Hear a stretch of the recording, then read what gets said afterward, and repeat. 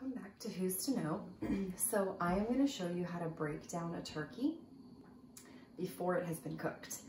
And I saw this recipe last year for Thanksgiving, and it's called a deconstructed turkey, and you roast it in the oven.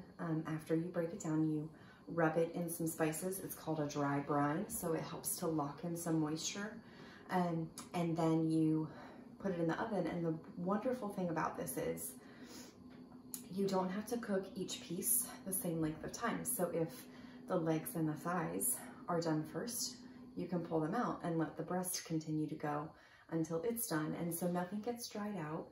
And then it also doesn't take as long in the oven. It only takes maybe an hour and a half, hour and 40 minutes, depending on how big your turkey is to start with. And it's wonderful because your oven's not taken up for hours and hours and hours. And that's always the issue with turkeys for me, is they get dried out. And then you cannot use your oven for really anything else. It's set on this one temperature for 4 or 5 hours. And so it's really inconvenient. So I love this because you can really plan everything around when you want the turkey to be done. You can do it even a little bit early and then just keep it warm and kind of bump it in the oven to heat it back up right before serving. And it is amazing. So I'm going to show you how to do this. As Julia says, do not be afraid. All right, so we have our bird here. This turkey is 11.5 pounds almost. And so the instructions that it gives us is to have it breast side up, and then on a cutting board, you want to pat it dry. And I have these dish towels out here so that it'll catch any juice. It's just going to keep the counter from getting quite so gross.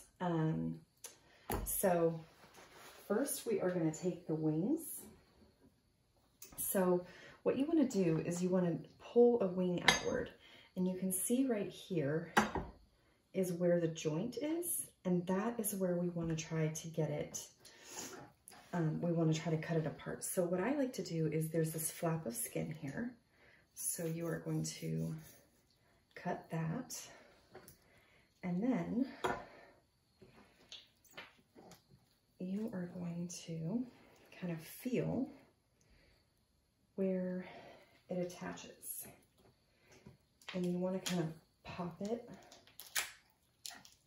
the socket, okay?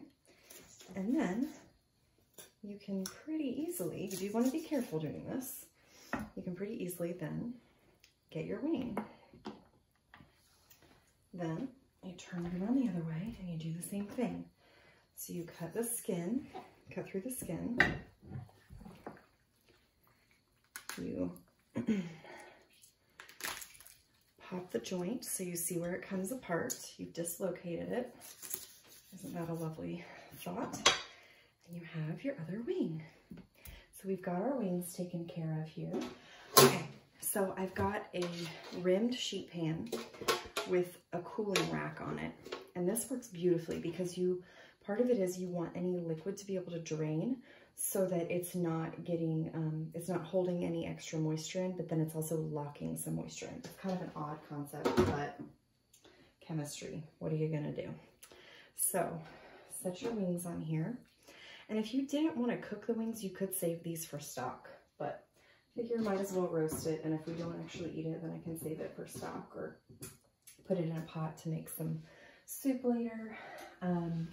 Okay, so we've done our wing. I'm gonna cut through the leg.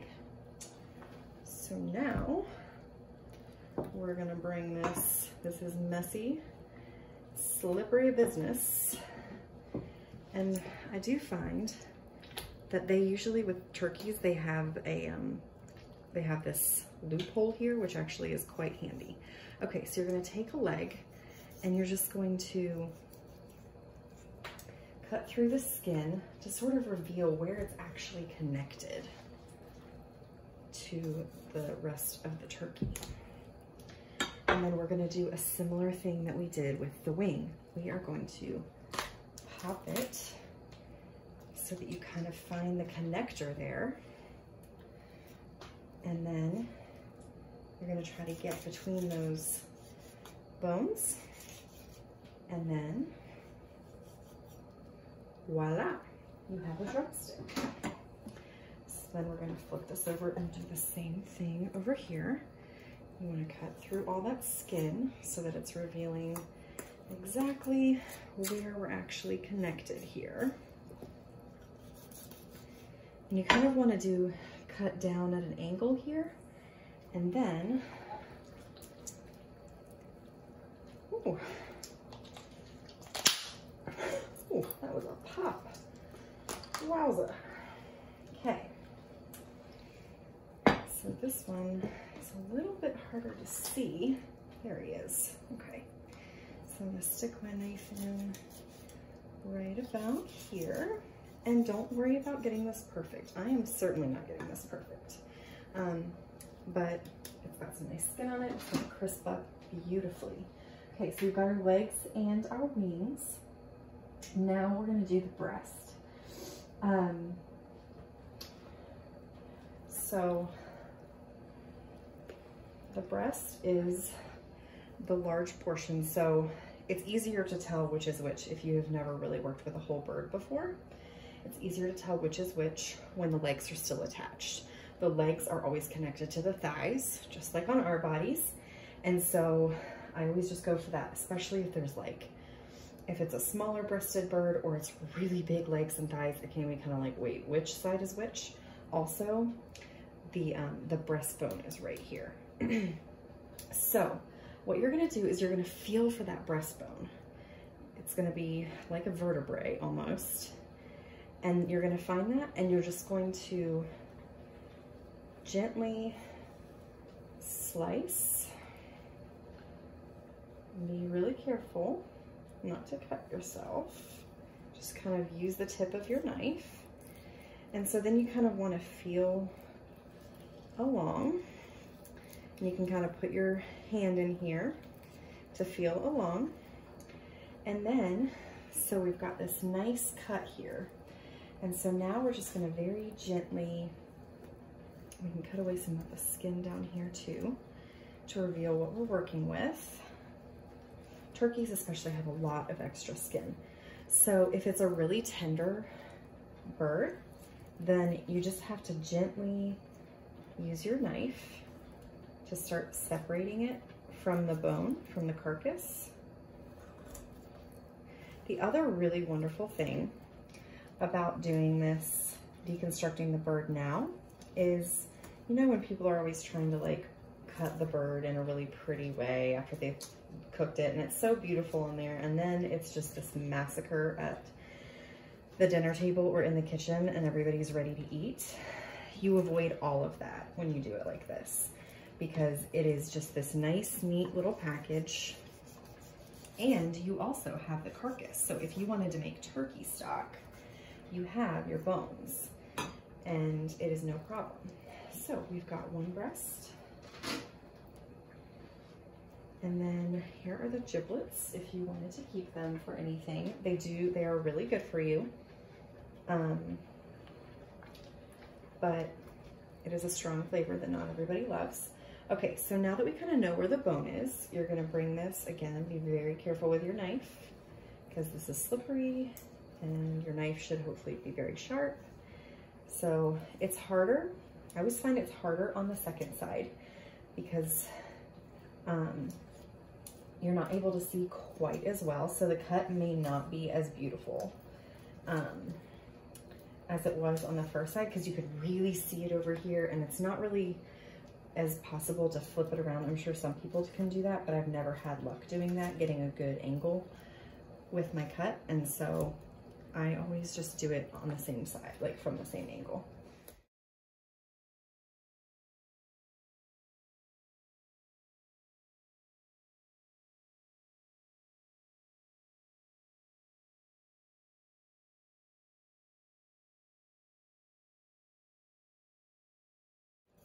And there we are, our second breast. Now with the thigh. Ooh, sounds like the thing was alive.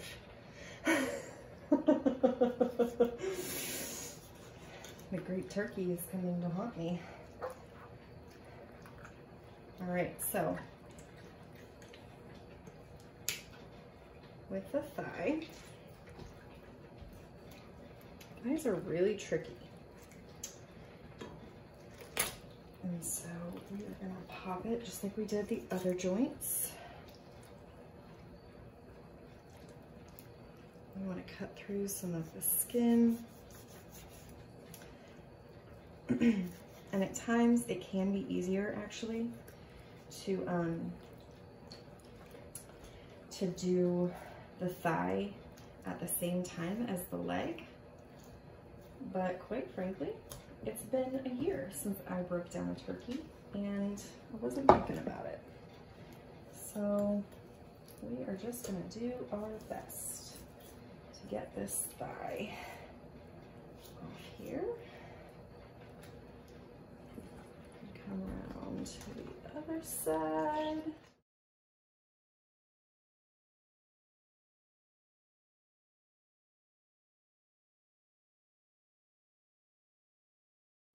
So these probably will cook pretty fast when I cook them tomorrow because they're not huge, but we will check them tomorrow. So we are going to arrange these on our rack here, and I will show you what we've got. So what we have left is, there is a little bit of meat on there, but not a ton. Most of this is just bone and fat and cartilage.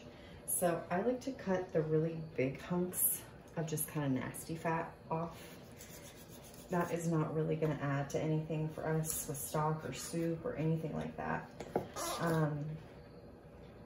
So like I said, the beautiful part about this, that's an iced turkey neck there that can go with our giblets.